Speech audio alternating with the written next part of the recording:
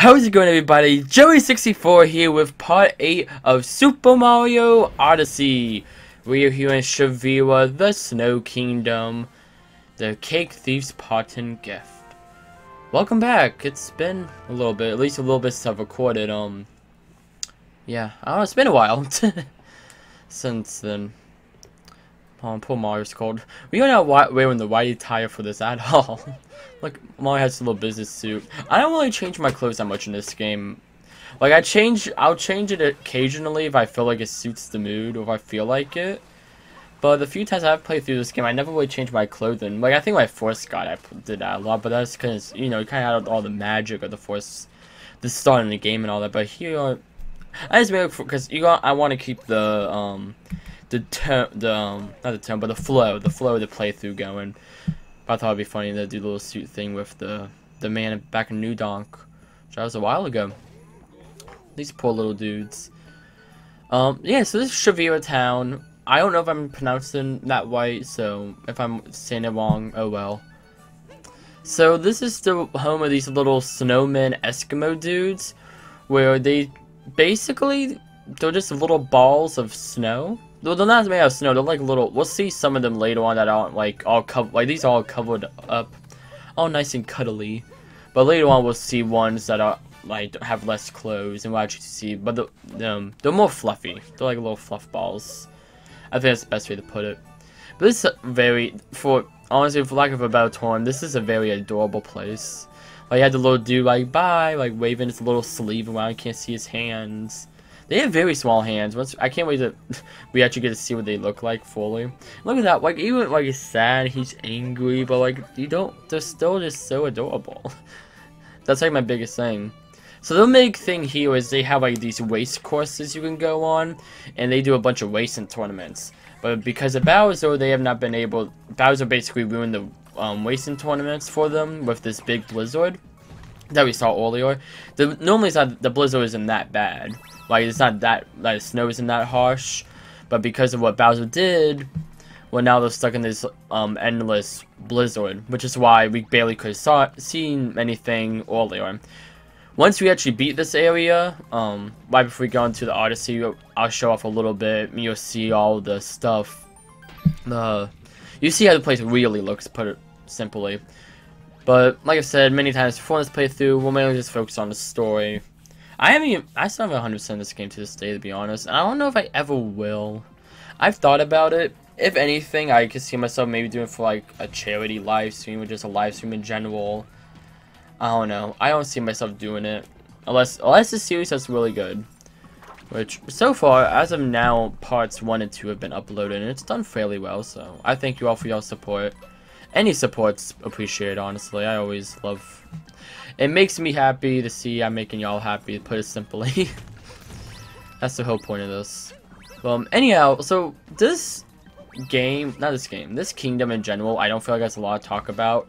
It's kind of just a continuation. This level and the next one, Seaside Kingdom, just kind of feel like a continuation of what we've been doing before. It's still fun, it's not bad, but it's just, I don't feel there's not much to commentate over. So, at least for this part, I actually have, there's a few things I just want to talk about that are kind of outside the game. I don't know, like a lot of the promotions they did for this game.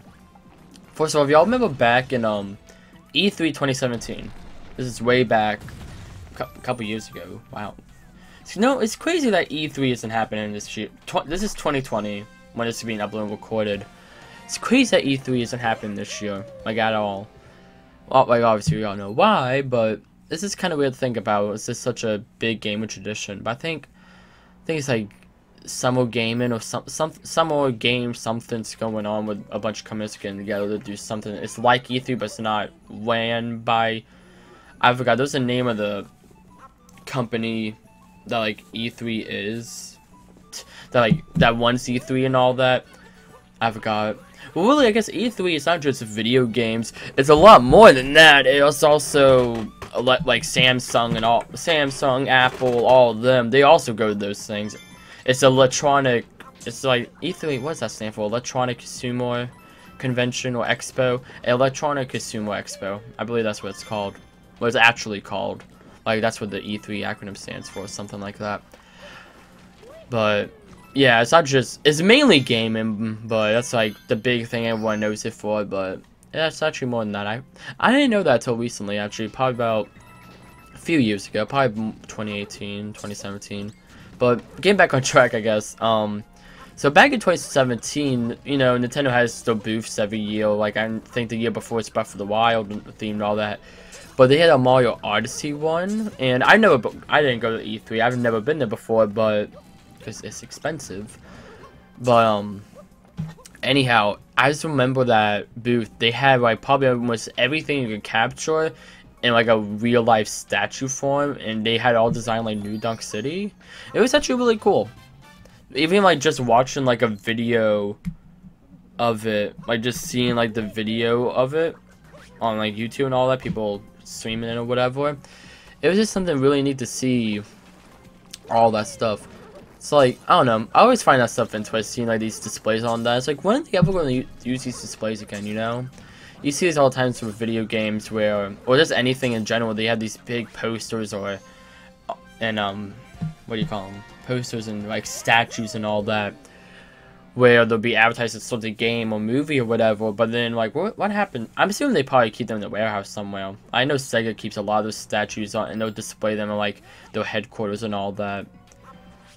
But like use Sega as an example again, the Sonic movie, they have all those standees. I think a lot of those they just let the movie theaters keep, and people can buy them and all that. I've always wanted like one of those like standees. Like I know back when Kingdom Hearts 3 was coming out, they had this really cool standee and all that for it.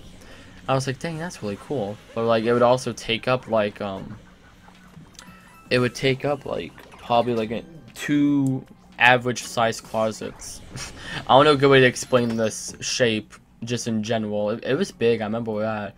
They had it in front of like all the GameStops for when that game was coming out. I still haven't played Kingdom Hearts. I found a good deal for them on, what was it, GameStop? Surprisingly, GameStop was selling the first one on PlayStation. It's a PlayStation exclusive, but it's on the PS2 version for like $3. And I guess I feel like it's because GameStop's been going under the past couple of years. So they were just like, yeah, but I guess we're just clearing everything out. They haven't declared no like going out sale or anything, but I've just noticed like a lot of games have been cheap. I actually just got a whole bunch. I got I'm actually coming off the heels of playing DuckTales Remastered, because they were selling that for $20, and that game, because they took it off all the digital shops, the only way you can play it is physically to play the remastered version. And it's actually really different from the original DuckTales, the NES game. Anyhow, though, so, what were we talking? I got sidetracked there for a little bit. The Boodles! We got a little Boodles dudes here. I think there's a little tune they play here, I think. Oh yeah, there's a moon over here too. I'm gonna show this off real quick. Yeah, I took the hard way to get over there. Really, all you had to do is just clear the snow. It's actually not that hard to get over here. I just decided to be difficult about it. There we go. But they actually made a little unique theme with the Boodles that has it's like a little, what do you call them, jingle? I feel like it sounds like a jingle. Oh, I almost died. It sounds like a jingle though. Is it a jingle? Or not a slogan? What do you call those? What are they called? Like this.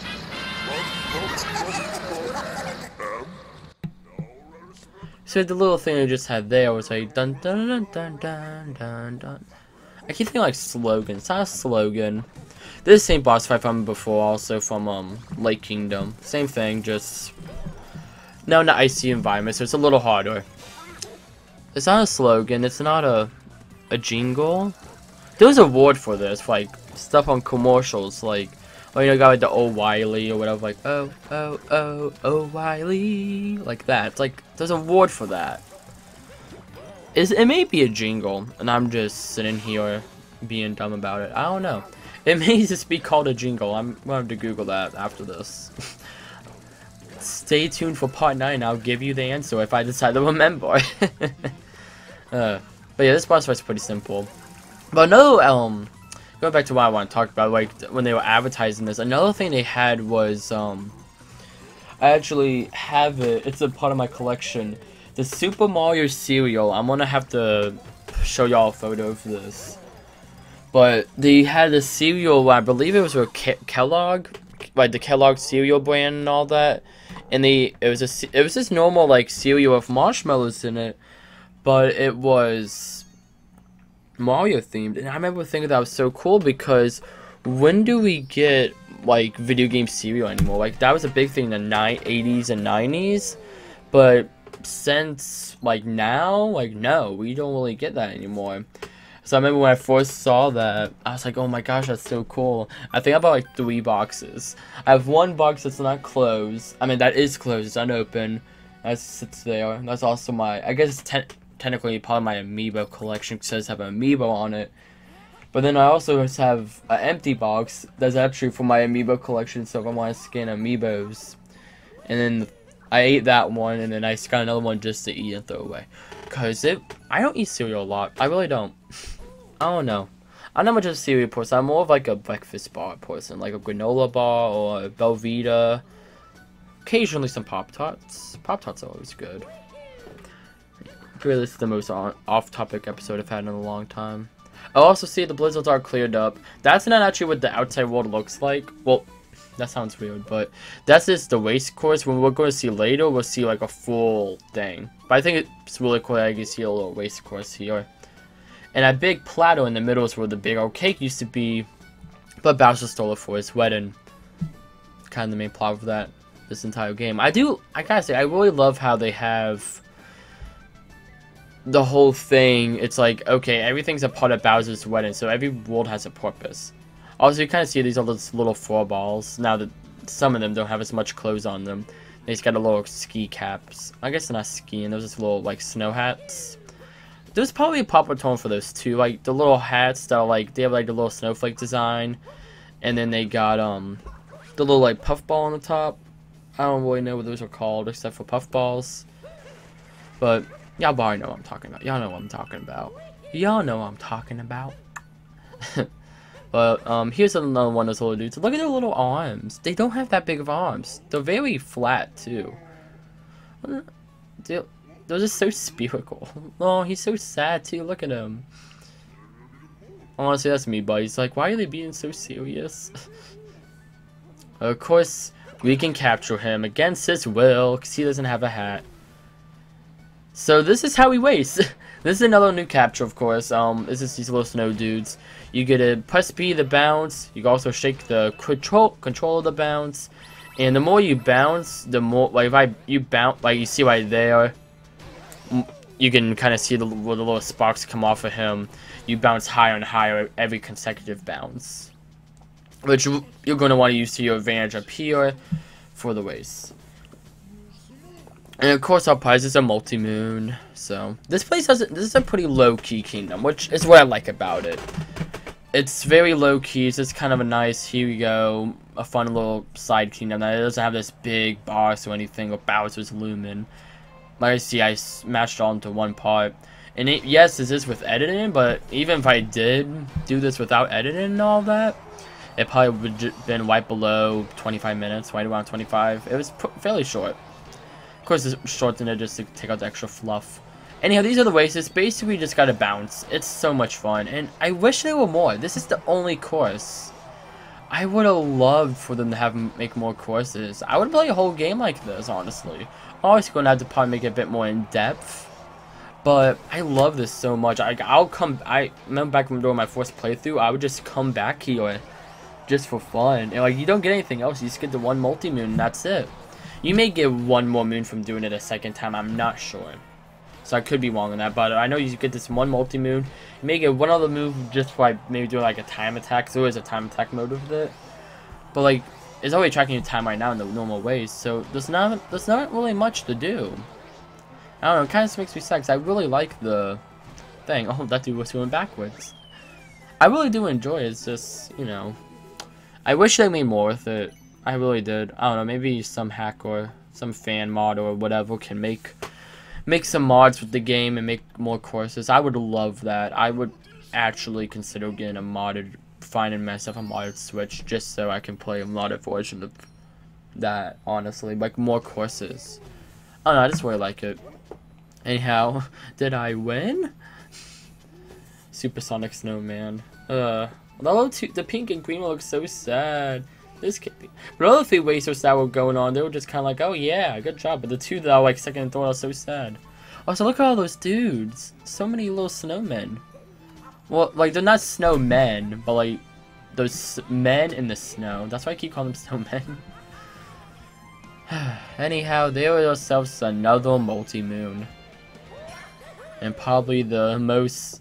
I feel like you could probably make a good 20 list. I would fill up a good old page paper with all the different topics to talk about today's episode. Now you gotta do what you gotta do. Anyhow, this is what the area looks like. I don't really explore it, but I do show it off a little bit. There are a whole bunch of moons here. Captain Toad's somewhere around here.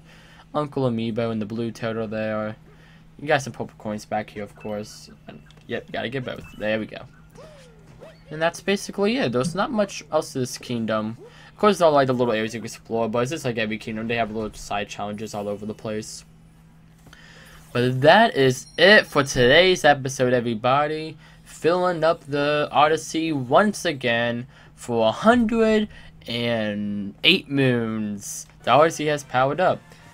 So next time on Super Mario Odyssey, we'll be coming back to tackle the Seaside Kingdom and continue tracking down Bowser to stop his devilish plans of wedding. That's English. Thank you all so very much for watching. I'll see you all in the next one. Bye.